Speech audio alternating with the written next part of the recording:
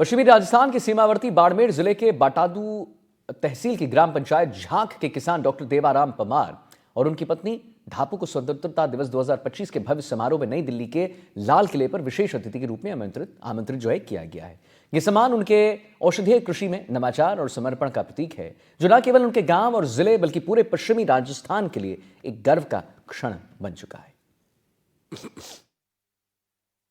Doctor Devaram Pawar और उनकी धर्मपत्नी धापू देवी हैं, जिनको लाल किले से 15 अगस्त का विशेष अतिथि का निमंत्रण आया, जो कि बाड़मेर जिले के गौरव की बात तो है ही है, साथ ही इनके लिए भी गौरव की बात है। आइए जानते हैं किस तरीके से इन्होंने इस मुकाम को हासिल किया और आज क्या क्या काम किया, जिसकी वजह से आज उनको विशेष अतिथि के तौर पर भारत सरकार द्वारा निमंत्रण भेजा गया, जिसकी ये तैयारी कर चुके हैं।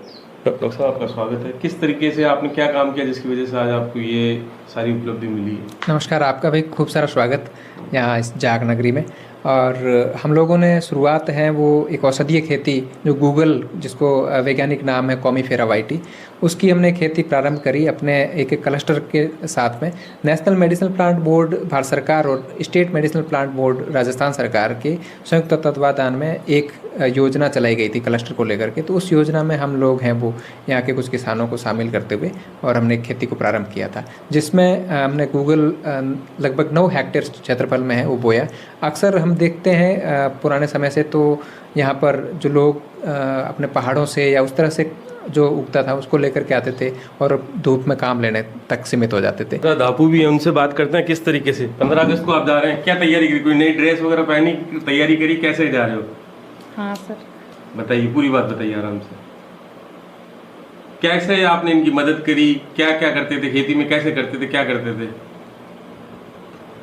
आराम से बोलो, कोई दिक्कत नहीं, आपने पहले भी तो बोला ही है, आराम से बोलो, कोई नहीं। खेती बाड़ी तो हम पहले से ही करते थे, उसके बाद हम बकरियां भी थोड़ी सी। तो डॉक्टर साहब, घर के काम के अलावा कितना और काम करवाते थे आपसे? घर के काम अलावा तो जरूर। कितना टाइम लगता था आप खेती जब में जाते थे, कितना टाइम खेत में या उन पौधों के लिए देते थे आप?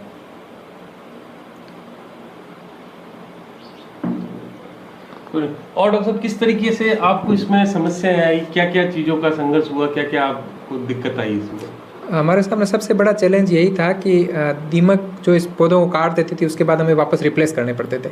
तो हमें वापस फिर नर्सरी से कांटेक्ट करना पड़ता था, पौधे ला करके वापस वहाँ जिंदे रखना, ये हमारे लिए बड़ा चैलेंजेस था। कि जो आने वाले किसान है वो घबराए नहीं, क्योंकि चुनौतियों से ही सफलता की डगर हासिल की जाती है। कैमरा सहयोगी भेराराम के साथ भूपेश आचार्य, NDTV, बाड़मेर।